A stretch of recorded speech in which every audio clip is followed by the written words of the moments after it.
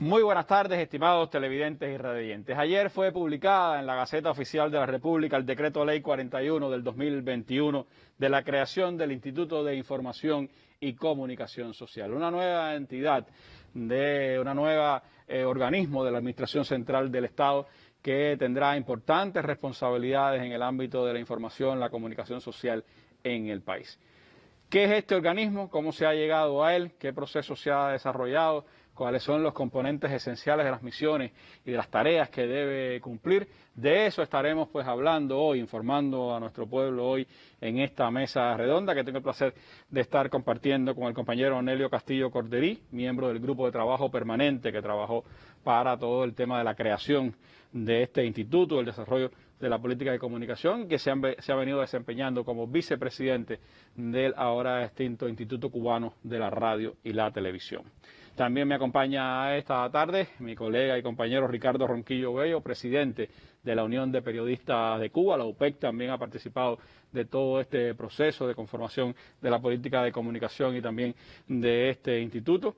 Y también está con nosotros esta tarde el compañero Humberto Juan Fabián Suárez, vicepresidente de la Asociación de Comunicadores Sociales de nuestro país, la Asociación Cubana de Comunicadores Sociales, y miembro también del grupo permanente de trabajo para la creación del instituto. Con ellos estaremos compartiendo información de primera mano sobre todo este proceso y sobre lo que significa en el contexto de la comunicación en Cuba este importante paso. Así que les invito a que nos acompañen en nuestra mesa redonda de hoy.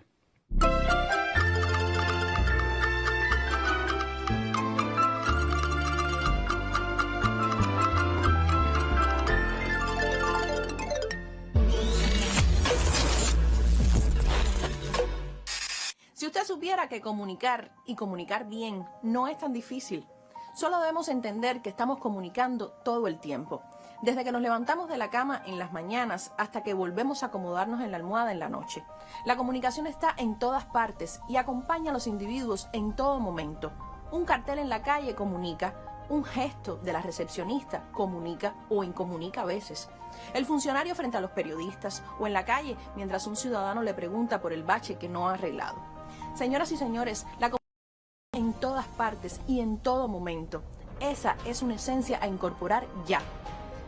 Pero debemos pensar la comunicación como un proceso útil y necesario para todos, jefes, subordinados, públicos, clientes, ciudadanos, y para eso estamos hoy aquí. En Cuba ya tenemos una política de comunicación del Estado y del gobierno cubanos que fue aprobada en enero del año 2018, luego de ser evaluada y aprobada también por la dirección del partido. Esta política abarca a la sociedad en su conjunto y debe ser cumplida por los órganos, organismos y entidades del Estado, el gobierno, otras formas de propiedad y de gestión no estatales, los medios de comunicación masiva, las organizaciones políticas de masas y sociales, asociaciones, fundaciones, todos los ciudadanos cubanos y los extranjeros que residan de forma permanente o temporal o transiten por el territorio nacional. La política parte de la definición de que el Partido Comunista de Cuba es rector de la comunicación social en el país, es decir, traza la política general para su desarrollo y ejerce su control. ¿Pero qué busca nuestra política de comunicación social?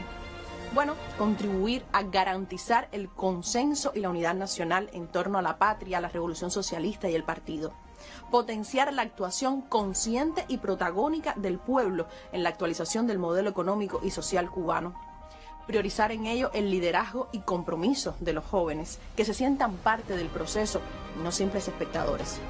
Fortalecer la cultura del diálogo a nivel social, institucional y comunitario, y el uso responsable de la información y la comunicación. Y aquí incluimos de las tecnologías, porque en el escenario que vivimos hoy, lo que usted publica en un post de Facebook en cualquier esquina de este país, pues eso lo puede leer, comentar y compartir cualquiera en Cuba y fuera de Cuba. Es decir, el alcance que le brindan las tecnologías a la comunicación es infinito. Pero a la par de esto, debemos también propiciar mayor participación de la población en el control y fiscalización de la gestión pública. Porque sepa usted que la comunicación es un derecho ciudadano. Y no lo digo yo, lo dice nuestra Constitución, que fue aprobada por más del 86% del pueblo cubano. Busque los artículos 10 y 53 y sabrá de qué le hablo. Los órganos del Estado, sus directivos, funcionarios y empleados están obligados a respetar y dar respuesta al pueblo, someterse a su control. Todas las personas tienen derecho a solicitar y recibir del Estado información veraz, objetiva y oportuna y acceder a la que se genere en los órganos del Estado y entidades. Los jefes son los máximos responsables de socializar la información pública, garantizar los procesos de comunicación con sus trabajadores y la población de forma oportuna, responsable, sistemática y transparente, y conocer las opiniones de la ciudadanía sobre las políticas que conduce para perfeccionar su labor.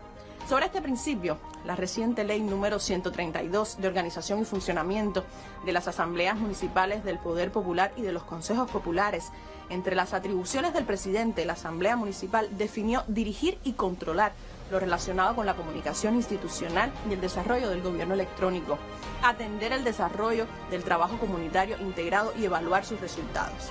Es imprescindible la comunicación tanto institucional como comunitaria. Además, fíjese que usted no tenga medios tradicionales de comunicación en su territorio no quiere decir que usted no tenga medios de comunicación, porque ya le comentaba que hoy esto es ya una vía de comunicación y usted se convierte en fuente de información y medio para compartirla. Y no es renunciar a los tradicionales, porque ellos, como usted y yo, somos servidores públicos.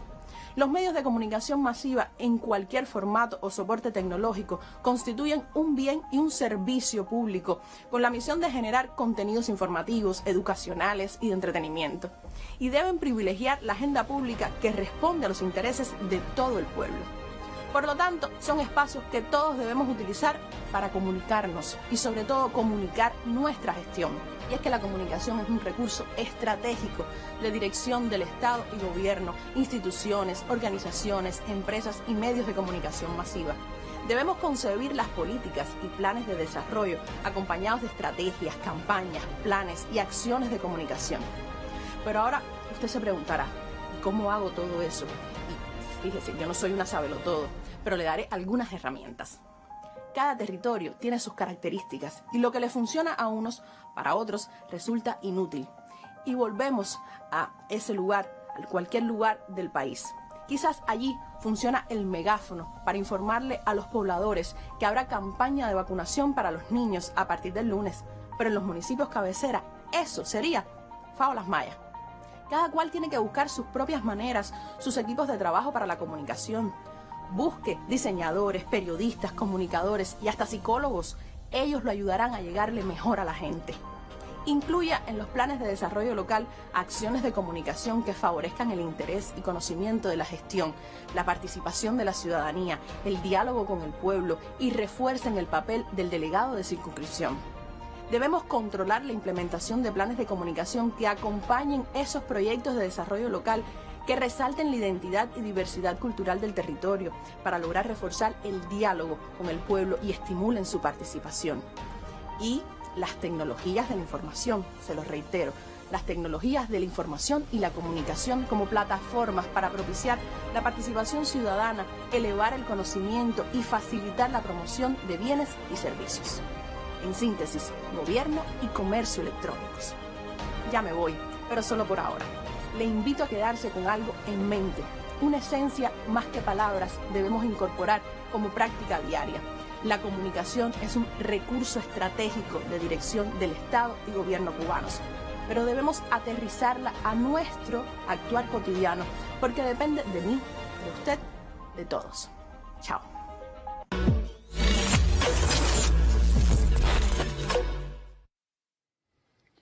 Bueno, una excelente introducción para nuestra mesa redonda de hoy, porque estaremos hablando de comunicación, estaremos hablando de información. Dos bienes preciados, elementos imprescindibles, como decía el material, de la vida de cada ciudadano. Y me gustaría comenzar hablando en esta mesa redonda con el compañero Fabián, que como decíamos es vicepresidente de la Asociación de Comunicadores, Asociación Cubana de Comunicación Social, pero además es miembro permanente, miembro de la Comisión Permanente que ha estado desarrollando durante bastante tiempo todo este trabajo. Y me gustaría, Fabián, un poco saber de cómo se llega a este paso de la creación del Instituto de Información y Comunicación. ¿Esto es fruto de las urgencias o fruto del análisis reposado y múltiple de nuestra situación? ¿Es una improvisación o es un resultado de la ciencia? Y en su opinión, como comunicador social, ¿qué importancia tiene este paso para la comunicación social en el país? Sí, gracias Randy, y buenas tardes para la teleaudiencia de la mesa y demás radio oyentes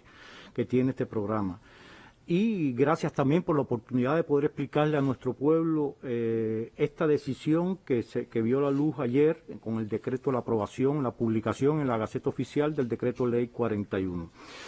Mira, yo pienso que lo más importante acá es entender que la creación del Instituto de Información y Comunicación Social es una excelente noticia, tanto para los profesionales de la comunicación, para nuestro pueblo. Y voy a tratar de explicar por qué. En el material que acabamos de ver, la conductora decía que la comunicación era un recurso estratégico, pero es que además ahora ha estado concebido en los últimos documentos aprobados en el 8º Congreso como uno de los 3 pilares básicos en la actualización del actual modelo económico socialista cubano. Por tanto, le da una preeminencia especial en estas condiciones. Hay que decir además que constituye la aprobación de la creación de este organismo de la Administración Central del Estado, porque hay que estar claro que tiene rango de ministerio y tiene todas las prerrogativas de un órgano de ese tipo. Constituye un cambio cultural al entender la necesidad de articular un sistema basado en la gestión de la comunicación en los 3 ámbitos fundamentales, es decir, en el ámbito organizacional e institucional, en el ámbito mediático y en el ámbito comunitario, como señalaba el material que acabamos de ver. Y en algo muy importante, en los espacios físicos y virtuales. No podemos descartar, en las condiciones que vivimos, los espacios físicos siguen siendo fundamentales para nosotros, aun cuando la impronta de las redes sociales es indiscutible y ha cambiado la forma de actuar, de moverse, de pensar de los profesionales y de la población en general en el mundo. Yo creo que hay otro elemento esencial que a nosotros como comunicadores nos resulta muy importante, y es que contribuye a legitimar el campo de la comunicación social en Cuba y el trabajo de sus profesionales. Es decir, la creación del instituto y las normas legales que posteriormente deben aprobarse van a contribuir decisivamente a la legitimación de un campo que ha tenido muchos detractores. Recordemos que las relaciones públicas, la propaganda, la comunicación institucional, la investigación para la comunicación, el trabajo que hacen diseñadores gráficos, que hacen realizadores audiovisuales, que hacen editores, que hacen fotógrafos y demás, no siempre ha sido muy comprendido porque generalmente se asocia comunicación con periodismo. Y es importante recalcar que estos profesionales también integran la pléyade de profesionales que se desenvuelven en el campo de la comunicación social. Hay que reconocer en el nuevo instituto, además, un facilitador, un conductor, un organizador de la gestión comunicativa para favorecer el diálogo y el consenso de la sociedad cubana, que yo creo que es muy importante en estos momentos, para garantizar la participación de los ciudadanos en las complejas tareas que demanda la sociedad.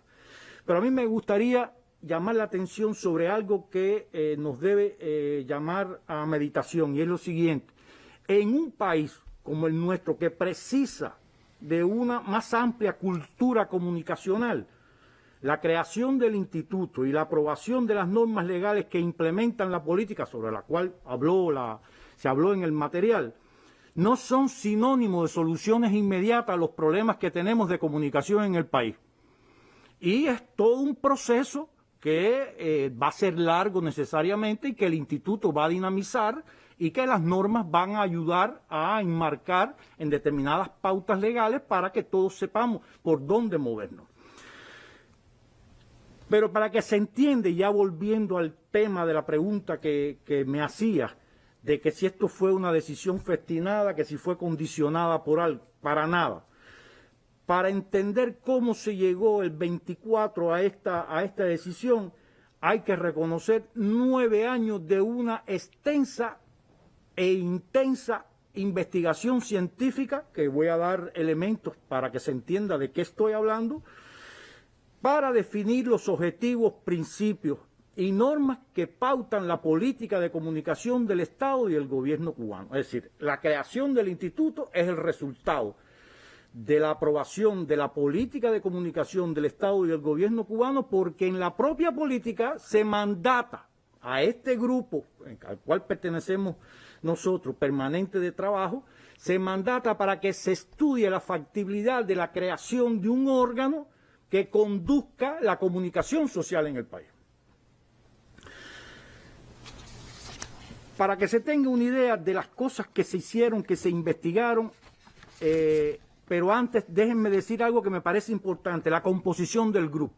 Este es un grupo que tuvo una amplia composición y que no se ciñó solo a los profesionales de la comunicación, aun cuando participaron miembros de la Unión de Periodistas, de la Asociación de Comunicadores, de la Facultad de Comunicación de la Universidad de La Habana, de la radio y la televisión, especialistas de la radio y la televisión, que además eran periodistas, porque incluyó además especialistas del MINRED. Recordemos que el MINRED tiene una fuerte compromiso en el desarrollo de la imagen país, y por tanto era importante contar con la presencia del MINRED, del Ministerio del Trabajo y Seguridad Social, para resolver todos los problemas de las funciones, salarios y demás, que siempre ha sido muy complejo en nuestro medio, del Ministerio de Economía, de Economía y Planificación, por el soporte económico que lleva necesariamente la comunicación social en cualquier país, y además compañeros del partido y de la Comisión de Implementación.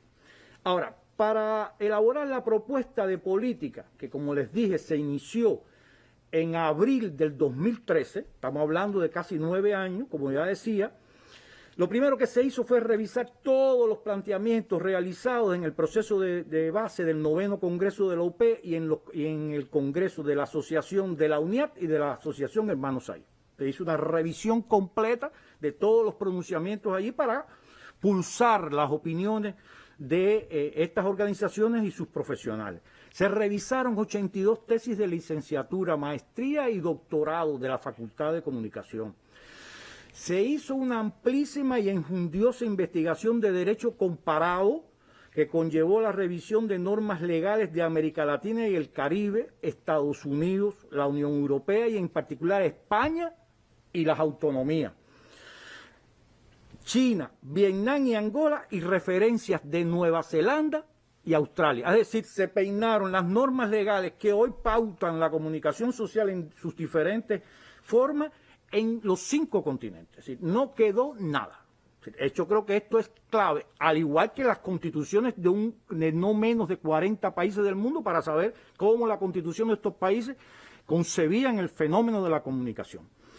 A esto se sumó, por supuesto, una extensa bibliografía de libros, folletos, científicos, revistas que también se incorporaron al conocimiento que necesitábamos para que sirviera de base a la política que íbamos a trabajar. Cerca de 20 documentos políticos aprobados por el partido en Congreso, en reuniones del Buró Político y el Secretariado, que te daban una idea de por dónde debía marchar la comunicación en el país.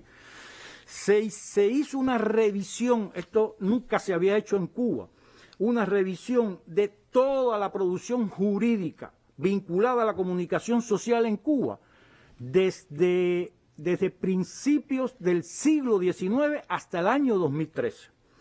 Y se visitaron además 5 provincias para conocer las opiniones de los comunicadores y se revisaron las estructuras y empresas nacionales, así como las funciones, niveles de subordinación y profesionales en desempeño. Concluida la primera versión de la política, ¿sí?, después que se elaboró la política sobre la base de esta investigación, se hizo un proceso de consultas muy amplio con los órganos del Poder Popular, OASES y órganos del Estado, así como la UP, la Asociación, la UNIA, en todos sus niveles, es decir, desde los niveles centrales hasta las últimas instancias. Se presentó al Comité Nacional de la UP, a la Presidencia Nacional de la Asociación, al Consejo de Dirección Ampliado del ICR y a sus respectivas instancias en las provincias. En total, la consulta, es decir, Lo que hizo este grupo de trabajo no se quedó en la opinión de estos 7, 8 compañeros, sino que se consultó y después se conciliaron las opiniones recibidas. Se consultaron a más de 400 personas, especialistas, intelectuales, políticos, directivos gubernamentales, que emitieron más de 920 opiniones. En ninguno de los casos se emitieron criterios contrarios a la política y 528 ratificaron totalmente su contenido. Se realizaron además 392 recomendaciones, de las cuales 117 fueron aceptadas. Una vez aprobada la política de conciliado todos estos criterios en enero del 2018, lo primero que hicimos fue hacer pública la política. Una política de comunicación no puede ser secreta, bajo ningún concepto. Y se publicaron en los principales sitios web de las instituciones que tenían que ver. Salió en el sitio web nuestro, en el de Cuba Periodista, estuvo en el sitio, o está en el sitio de la antigua Comisión de Implementación y demás.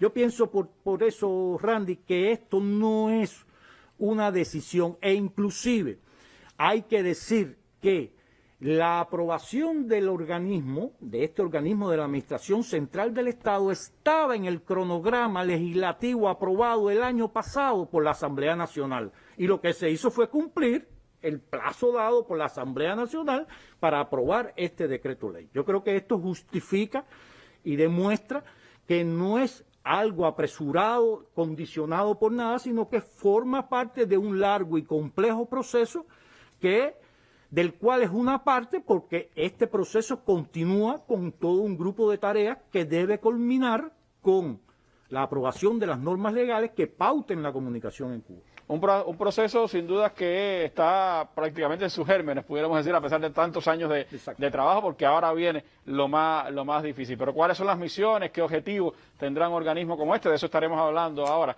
en nuestra mesa redonda. Siga con nosotros. 2 Cubas tengo yo, la de Facebook y la de verdad, sobre cómo se difuminan las fronteras entre ambas y de la batalla comunicacional que enfrentan nuestro país y nuestro sistema. Estaremos hablando hoy. Si ustedes conocieron a principios de los años 60, un intento de invasión clásico, militar, real en términos territoriales, hoy en día las modalidades de invasión son un poco distintas. Podemos hablar del Girón 2.0. Recuerden que esto es Con Filo, un espacio para mostrar con todos sus matices las noticias, los hechos, las matrices de opinión que circulan en los medios y en las redes sobre la realidad cubana. Vamos a rasgar la costura de la manipulación mediática y adentrarnos en la arista filosa de los acontecimientos. Esta noche, después de la novela.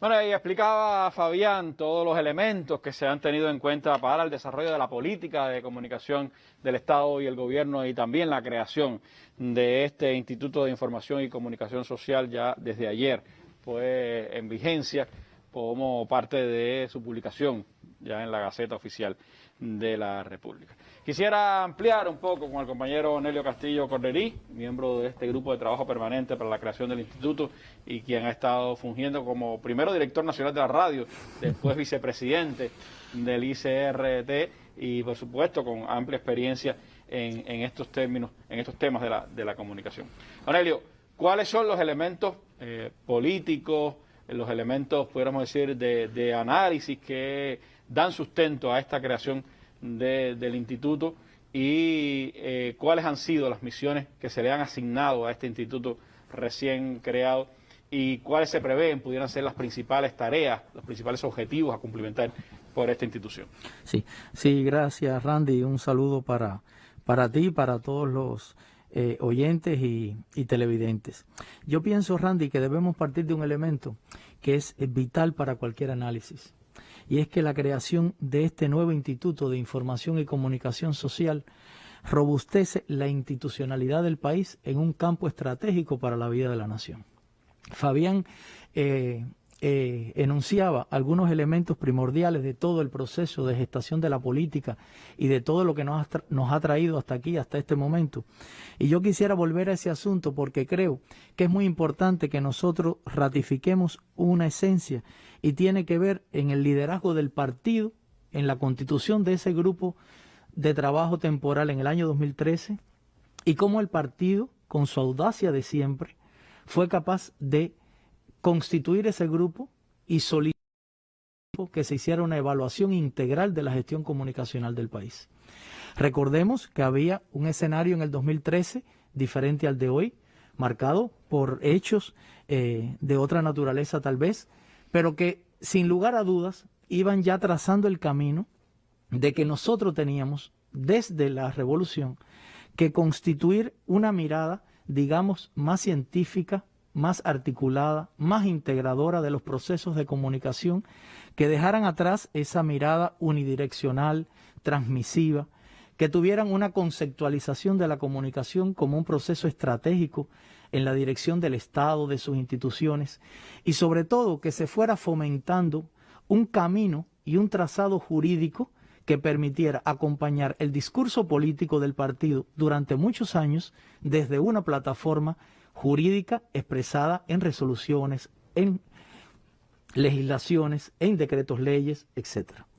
Ahora, es muy importante que nosotros también señalemos que durante todo este proceso que ha significado el trabajo de este grupo desde el año 2013, se ha ido enriqueciendo todo lo que se ha dispuesto y lo que se ha construido con esa mirada inclusiva, colectiva, de mucha participación de todo el país, a partir de lo que fue aconteciendo en la propia vida política de la nación.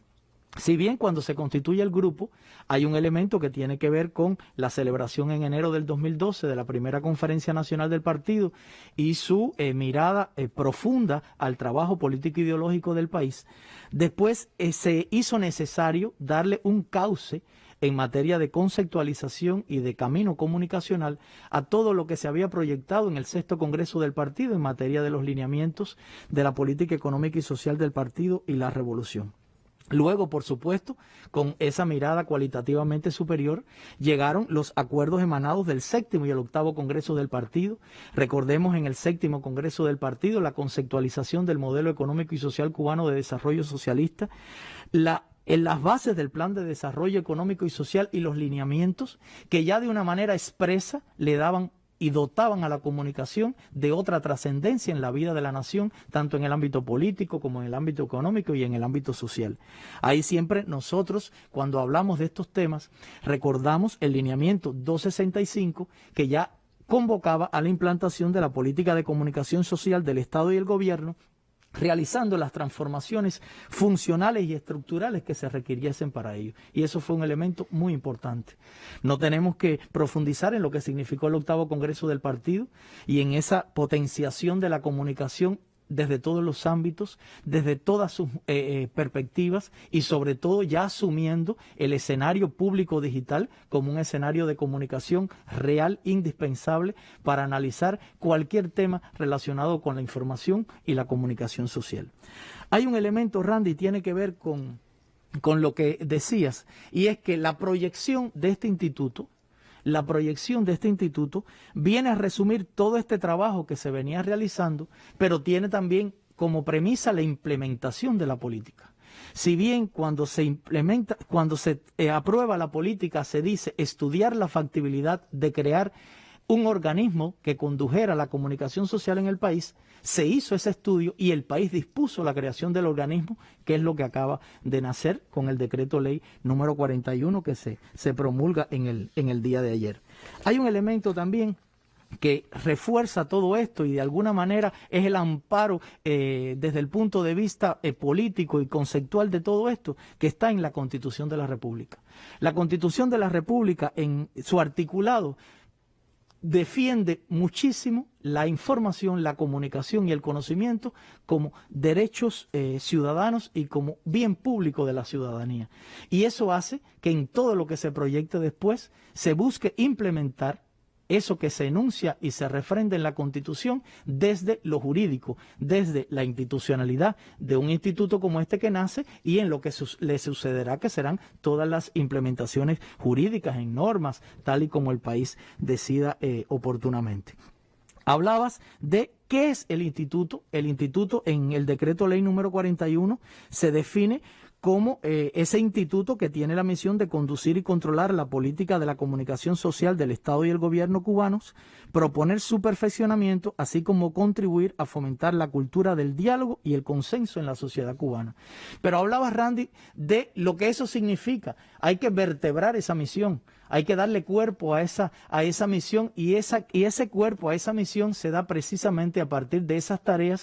Ese grupo de trabajo permanente constituido por la dirección del país ha ido proponiendo al Consejo de Ministros, toda vez que el Consejo de Ministros dispone de un plazo de 30 días para proponer y aprobar las funciones de este nuevo instituto que se crea, su composición y su estructura a todos los niveles. Y esto le da, Onelio, cuerpo a esa prioridad que el gobierno del Estado le da a la comunicación, porque le da jerarquía desde una institución. Le da jerarquía desde desde una institución que va a evaluar un proceso social que es transversal a toda la vida de la nación y que por supuesto impacta en todos los organismos de la administración central del Estado.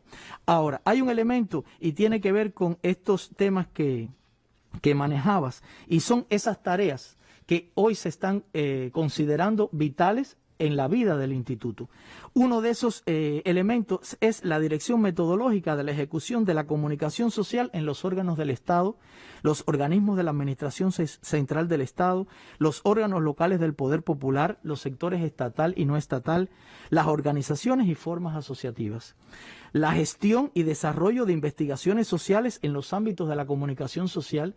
En el diagnóstico de la política se identificó que la dispersión en materia de la investigación social en el campo de la comunicación era uno de los problemas que tenía el país. Y además que no estaba entre las prioridades en su financiamiento, no estaba entre las prioridades. Y además muchas veces, Randy, había también una visión reduccionista de la investigación social en materia de comunicación que la soslayaba por un lado o no tenía en cuenta sus resultados, que era incluso un fenómeno peor.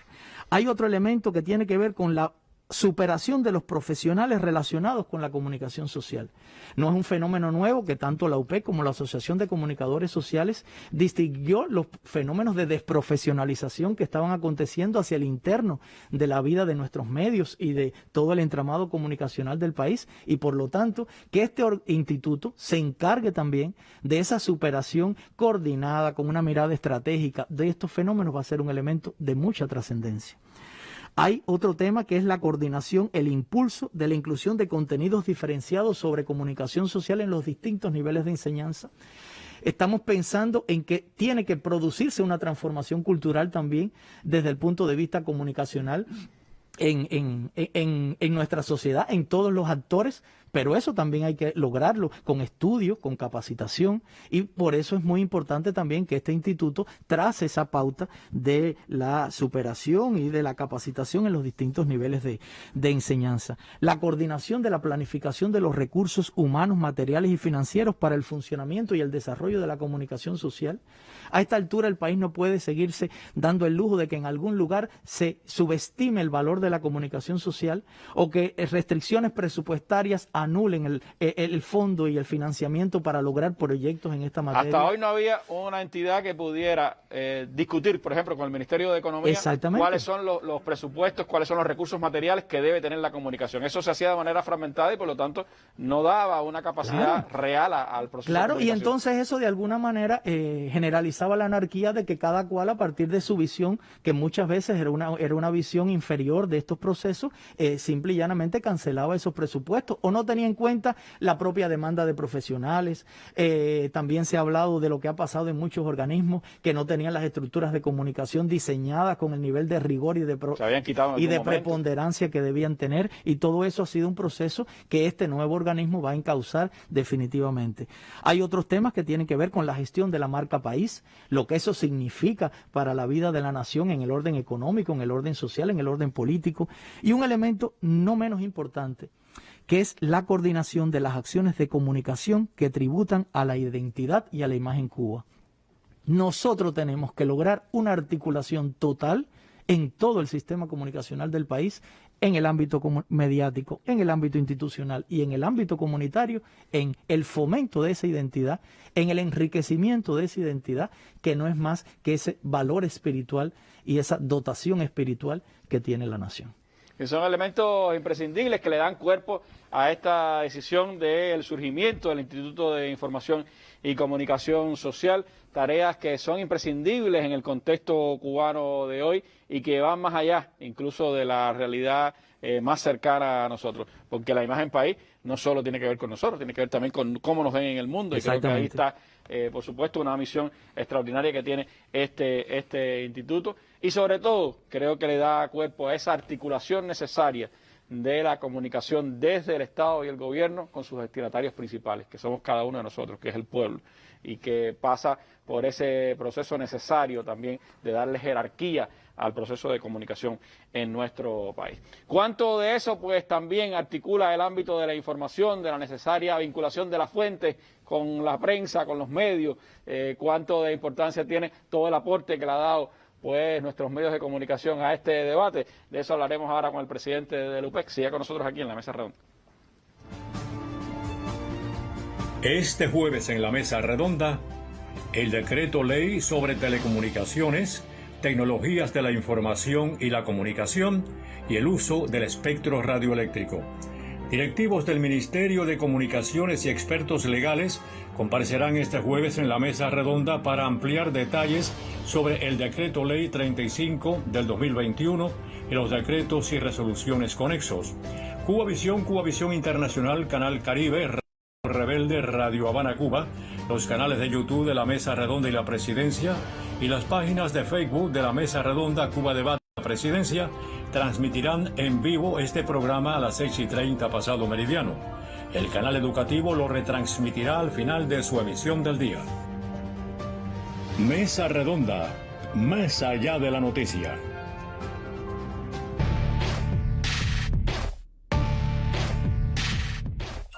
Al alcance de un clic o en la pantalla de tu móvil. Las noticias de Cuba y el mundo. El análisis a profundidad de los acontecimientos. La imagen y los sonidos de cada día. Los comentarios de nuestros lectores. Cuba Debate. Una mirada desde Cuba en el espacio público digital. www.cubadebate.co.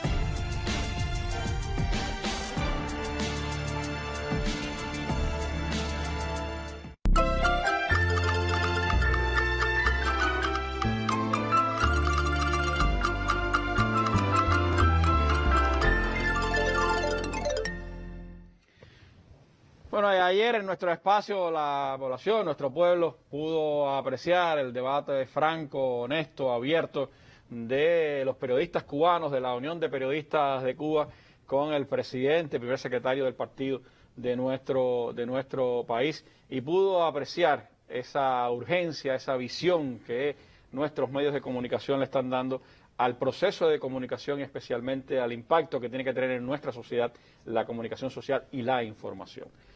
Me gustaría entonces que Ricardo Ronquillo nos diera su apreciación. Les recomiendo leer su artículo hoy en Juventud Rebelde, que lo hemos reproducido también en Cuba Debate. Pero me gustaría la apreciación, Ronquillo, de la Unión de Periodistas de Cuba sobre este paso. ¿Cómo la UPEC ha participado del proceso? ¿Qué visión tiene del impacto que tiene esta creación del instituto y lo que debe venir a partir de toda esta aprobación de la política de comunicación y su expresión jurídica que tendrá hacia adelante pues varias conexiones y varios ejemplos? Sí, Randy, bueno, buenas noches a los compañeros. Yo creo que, como en otros ámbitos de la vida cubana que han estado en rectificación en los últimos años, en el ámbito de la comunicación nosotros arrastramos problemas sistémicos. Y no se pueden resolver problemas sistémicos poniendo parche, poniendo curitas. Tú recordarás que en alguno de los eventos de la UPEC, creo que en el octavo o en el noveno congreso. Los últimos congresos, sí, 2013 y 2018, fueron clave, yo creo, también en todo este proceso. Nosotros desarrollamos mucho la idea de los problemas estructurales de la prensa. O sea, no podíamos resolver los problemas que había ido acumulando la prensa, poniendo parches y poniendo curitas por aquí y por allá. O sea, había que ver estos problemas desde una visión más integral y más integradora. Y yo creo, además, que la constitución de este organismo y lo que antecede a la constitución de ese organismo y otras decisiones que están por adoptarse en el ámbito de la comunicación tienen incluso un alcance mayor. Yo recordaba en un artículo publicado recientemente en el periódico Juventud Rebelde algo muy importante a lo que se había referido Raúl en la Conferencia Nacional del Partido. Y es el vínculo que hacía Raúl entre la democracia, por ejemplo, y el periodismo, y la concepción de la crítica en el funcionamiento democrático del socialismo. Entonces, lo primero que yo creo que nosotros debemos reconocer es las enormes deformaciones que nosotros hemos tenido en la concepción de la comunicación de nuestro país. Algo en lo que la constitución de este organismo puede ayudar extraordinariamente.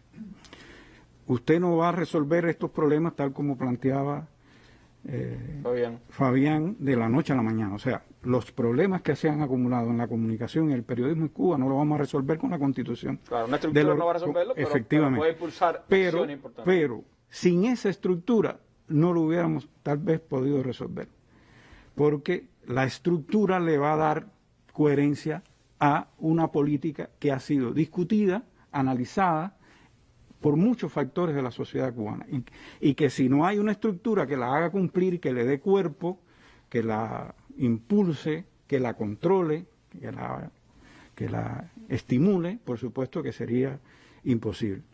Nosotros, por ejemplo, en el ámbito del periodismo, hay temas, por ejemplo, que se recogen en la política de comunicación, que son muy importantes para el periodismo. Por ejemplo, cuando nosotros hablamos en los congresos de la UP de los problemas estructurales de la prensa, uno de los problemas que planteábamos era el problema de la economía de los medios. Problema grave. Rosa Miriam, en el reciente encuentro con el presidente de la República, planteaba los problemas materiales. Estamos haciendo un censo en todo el sistema de comunicación pública del país para ver los problemas materiales que tiene la prensa. Hoy no hay un canal de diálogo del sistema de prensa del país con el gobierno para discutir esos problemas. No existe. Ese canal... Cuando estamos hablando de un sistema de medios públicos, además. Cuando estamos hablando de un sistema de medios públicos. Entonces, ese canal será ese instituto que nosotros estamos creando ahora. Porque no pocas veces, además, otro problema que traía la no existencia de ese organismo es que entonces el partido que hemos dicho no pocas veces que no debe administrar, que no debe inmiscuirse en los temas, vamos a decir, de administración y eso, tenía que asumir responsabilidades que en realidad deberían corresponderle a otras estructuras, a un organismo del Estado o del gobierno. Y entonces era el partido el que asumía esa responsabilidad. Ahora, por ejemplo, hablando del tema de la transformación económica de los medios, algo que nosotros hemos discutido a lo largo de muchos años y en lo que a veces no siempre encontramos comprensión es en el cambio del modelo de gestión económica de los medios. Ya la política reconoce que los medios de comunicación de Cuba pueden tener tres formas de financiamiento. Una, el presupuesto del Estado, el carácter público de la comunicación. Dos, las formas presupuestadas con tratamiento especial que existen en otros ámbitos de la economía, y hasta la posibilidad de llegar a constituir empresas de comunicación en el escenario de la economía cubana. O sea, ¿cómo haríamos eso si no tenemos un instituto que canalice, que ayude a a lograr esa transformación en un ámbito tan importante como es la sostenibilidad económica del sistema de medios de comunicación pública de nuestro país? Y uno de los debates más intensos en los últimos tiempos ha estado, y bueno, desde hace mucho tiempo, pero creo que ahora con más preponderancia, porque además es parte de esa concepción de que es primordial el tema de la comunicación para el gobierno, es el acceso a la fuente. Y cómo se puede articular entonces esa comunicación institucional con los medios y con todo el trabajo que efectivamente que eso se discute, incluso se vio con mucha fuerza en el encuentro con Díaz-Canel. La necesidad de, tal como establece la Constitución de la República, a la cual se refería Onelio, se respete el derecho de los ciudadanos a la información. Pero en un país que, como algunos han descrito, no pocas veces se ha tenido que construir en una trinchera, sometido a acoso permanente, una de las cosas que nos ha pasado también es que, por ejemplo, no pocas veces el silencio formaba parte de la estrategia de enfrentamiento a los enemigos de la revolución. Entonces, en la era de la convergencia, con un cambio dramático en la manera de ejercer la comunicación, usted no puede apostar al silencio como recurso para enfrentar a los enemigos de la revolución. O sea, por eso es tan importante, por ejemplo, en la nueva concepción del instituto que se está creando, la defensa de la transparencia en el ejercicio del gobierno, en el ejercicio de las instituciones públicas, en el funcionamiento de todas las instituciones del país. Una palabra que además, como tú sabes, Randy, ha tenido sus malas interpretaciones en Cuba, porque recordaremos que existió la famosa glasnost soviética, y entonces el tema de la transparencia siempre lo vimos con cierta suspicacia en nuestro país. Pero nosotros, en los últimos años, hemos sido testigos de cómo se ha ido reivindicando esa palabra, convirtiendo a esa palabra en una palabra de la revolución, en una palabra en una palabra que reivindica el tipo de funcionamiento que tienen que tener las instituciones públicas cubanas. Yo, hablando por ejemplo, de ese tema de la transparencia, hay una fórmula de un matemático norteamericano, por ejemplo, un fenómeno que tiene la sociedad cubana actual, como puede ser la corrupción, el crecimiento de los fenómenos de la corrupción. Hay un estudioso norteamericano que inventó una fórmula que él le llama la fórmula de la corrupción, y fíjate lo que él plantea que es la fórmula de la corrupción. La corrupción es monopolio, menos transparencia, más discrecionalidad. O sea, fíjate cómo incluso fenómenos que afectan a la sociedad cubana, no solo a la sociedad cubana, sino a otras sociedades del mundo, pero que a veces son temas que han sido temas tabú en la sociedad cubana, que no hemos tenido la suficiente capacidad para abordarlos públicamente. No ha habido la suficiente comprensión en las instituciones públicas del país para discutir públicamente fenómenos como esos. Yo creo que este organismo que se crea tiene que ayudar a crear no solo una nueva, vamos a decir, cultura de la comunicación, sino una nueva concepción democrática de la comunicación en el socialismo. Porque una de las cosas que veíamos en la reunión con el presidente es que nosotros tenemos la posibilidad de construir un modelo de prensa que no se ha construido en el mundo. En discusiones que yo he tenido con algunos compañeros en los últimos tiempos que defienden, vamos a decir, el surgimiento de este sistema paralelo de medios privados que ha ido creciendo, a veces con financiamiento de Estados Unidos en Cuba. Alguna gente han idealizado la idea, han idealizado que el surgimiento del sistema de medios privados puede resolver los problemas del periodismo en Cuba. Y yo discutiendo con esos compañeros le digo que nosotros podemos hacer algo que no se ha hecho nunca en ninguna parte del mundo, que es construir un sistema de prensa que se convierta verdaderamente en parte de los mecanismos de control social y de control popular. O sea, y tenemos que reconocer también que como consecuencia de las condiciones en que se desarrolló la revolución, la prensa no pocas veces formó parte más bien de los mecanismos de control político. Y nosotros tenemos que favorecer que la prensa forme parte de los mecanismos de control social y de control popular. Y yo creo que esa tiene que ser también uno de los horizontes principales del nuevo instituto que está surgiendo. Para los medios de comunicación, entonces, para los periodistas cubanos en general, es una buena noticia y a la que hay entonces que darle cuerpo a lo largo de las acciones que deberá acometer. Sí, claro que sí. Es una demanda de varios eventos, congresos y encuentros de la Unión de Periodistas de Cuba. Y yo estoy seguro que la aparición del instituto va a contribuir a seguir, vamos a decir, resolviendo los problemas estructurales que tiene el sistema de prensa de nuestro país. Gracias, Ronquillo. Y por supuesto, vienen ahora nuevos caminos, nuevas acciones, viene un nuevo tiempo también en el ámbito de la comunicación. ¿Qué se podrá esperar? De eso hablamos en el último segmento de nuestra mesa redonda de hoy.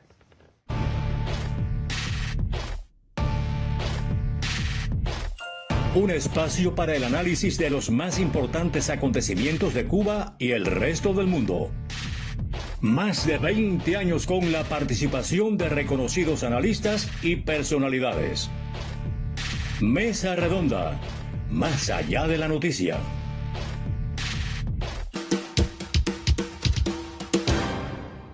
Bueno, el decreto de ley dado a conocer en el día de ayer en la Gaceta Oficial, pues nombra o estipula el surgimiento de un nuevo organismo de la Administración Central del Estado, que es este Instituto de Información y Comunicación Social, y a la vez, porque no pueden existir dos organismos iguales, pues extingue el Instituto Cubano de Radio y Televisión. Un paso, sin duda, Jonelio, que puede provocar opiniones, confusiones o ideas de qué es lo que va a pasar. ¿Qué pasa con la radio y la televisión cubana a partir de este momento? ¿Y cuáles serían los próximos pasos que se deben dar en el ámbito del reforzamiento de la política de comunicación del Estado y del Gobierno? Sí, Randy. El decreto ley que establece la creación del nuevo instituto y la extensión del ICRT no presupone de modo alguno la laceración del funcionamiento y la estabilidad del desarrollo de la radio y la televisión en Cuba. Son dos potentísimos sistemas de comunicación que, como bien se ha dicho y se domina por nuestra población, son parte indisoluble de la vida del país y de ese liderazgo informativo, de creación de consenso, de difusión de contenidos culturales, de entretenimiento, que la vida del país necesita y necesitará siempre, en cualquier escenario. Hay un elemento muy importante. La Dirección General de la Radio aglutina el quehacer de 100 emisoras y la Dirección General de la Televisión cohesiona el trabajo de 42 canales que están diseminados por toda Cuba. Hablamos, por ejemplo, que de esos 42 canales de televisión, más del 50% son territoriales, y que para que se tenga una idea solamente del desempeño de la radio, 74 emisoras están en el ámbito local.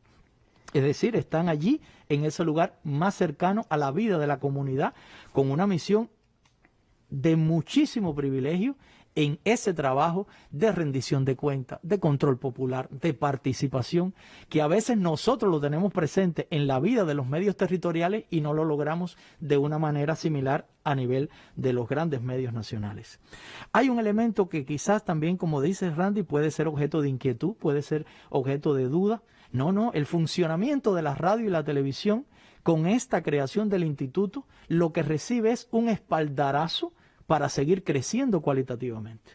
Seguir creciendo cualitativamente como medios que tienen una altísima responsabilidad en la comunicación social en el país. Y cuando hablamos de eso, y quiero ratificar esta, no estamos hablando únicamente de los contenidos de corte informativo, porque el propio nombre del instituto, Instituto de Información y Comunicación Social, puede dar a entender a alguna persona de que estamos hablando de contenidos de corte informativo, y no es así. Son los contenidos de todo tipo que se comunican a través de un medio.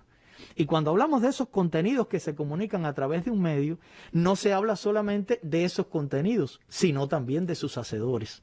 Es, por tanto, muy importante tener en cuenta que los sistemas de la radio y la televisión se mantienen funcionando con nuevos retos, los retos que impone la creación del instituto para todo el sistema de transformación para necesaria, todo el ecosistema de comunicación del país, para la vida institucional del país, para la propia gestión comunicacional en el orden comunitario, y por supuesto eso tiene una responsabilidad, y de alguna manera el instituto y las normas que le sucederán, y de eso quería hablarte también, van a cobijar desde un marco regulatorio mucho más eficaz todo el trabajo de la radio y la televisión en el país. Pero hay que tener en cuenta, Donelio, que el ICRT solo representaba ante el gobierno a la radio y la televisión, que era una parte de la comunicación en su conjunto. Y ahora este organismo tiene un rango mayor de acción, claro, y le da una coherencia mayor a todo una coherencia mayor y una visión de integración superior, porque no solamente solo era la radio y la televisión, que ni siquiera abarcaba toda la prensa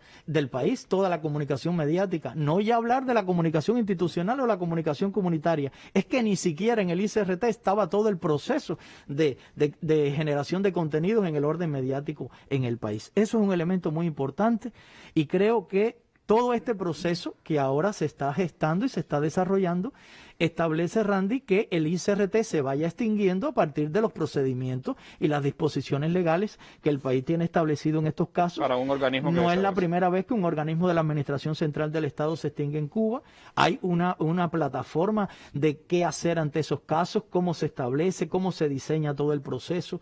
Eso lleva incluso procesos que son de índole económica, cancelaciones de cuentas, manejo y traspaso de recursos, y todo eso se está diseñando en un nivel altísimo ya de conclusión y por supuesto tendrá un tiempo determinado según lo que se establece. Hay otro elemento y es que la radio y la televisión no solamente son comunicación social, la radio y la televisión son arte, son industria cultural y por lo tanto todo lo que se hace tiene esa manera de cohesionarse, de curtirse esos contenidos, pero que al final hacen que la radio y la televisión sean grandes medios de comunicación social que por supuesto están en primera línea cuando se habla de este instituto. Y termino con una idea que creo que es muy importante subrayar, y es que la decisión de crear el nuevo Instituto de Información y Comunicación Social es una clara expresión de la voluntad política del país de fortalecer nuestra democracia. Y fortalecer nuestra democracia a partir de un mayor nivel de participación del pueblo en la construcción de nuestro modelo económico y social, en la construcción del destino para el país que hemos escogido y sobre todo el apuntalamiento de ese concepto constitucional de que Cuba es un Estado socialista de derecho. No creo que nadie piense que per se este instituto y el marco legal y regulatorio que se aprobará como parte del proceso legislativo y que tiene fecha tope el año próximo. Un decreto de ley está previsto. El decreto ley sobre la comunicación social y normas complementarias que tendrán rangos de decretos, rangos de resoluciones que hará este propio organismo que se está creando. Y eso no resolverá los problemas, porque la transformación estructural no siempre significa transformación cualitativa en el orden cultural. Y eso tiene que generarlo todo el sistema de comunicación del país y todos los actores de la sociedad, porque toda la sociedad participa en los procesos de comunicación. Y yo creo, Randy, que si Cuba dispone de un sistema de comunicación mejor articulado, y a eso apunta la creación del instituto, más coherente y eficaz, no solamente ese sistema potencia su propia credibilidad y la credibilidad del sistema político, sino también que se fertiliza el capital simbólico de la nación en todo lo que aspira como país, como nación, como empeño de futuro, de vida, de esperanza. Y hay otro elemento. Eso es para las instituciones, eso es para los medios y es para la comunidad. En una línea se trata de que cada compatriota en el pedacito de Cuba que defiende también le ponga el corazón a la patria desde la comunicación. Gracias, Jonelio, gracias, Ronquillo y Fabián, por haberme acompañado esta tarde en nuestra mesa redonda. Elementos imprescindibles para entender el paso que se ha dado. Nace el Instituto de Información y Comunicación Social en nuestro país, organismo de la Administración Central del Estado, que tiene como misión particular pues impulsar todos estos ámbitos de la comunicación social en el país, de la información y sobre todo ayudar a ese consenso, a ese diálogo de toda nuestra sociedad, que creo que es algo vital en estos tiempos. De esos caminos, pues iremos hablando a lo largo de próximos programas y también de lo que tendremos que seguir haciendo en el ámbito de la comunicación en Cuba. Gracias a ustedes y nos vemos mañana en una nueva mesa redonda. Buenas noches.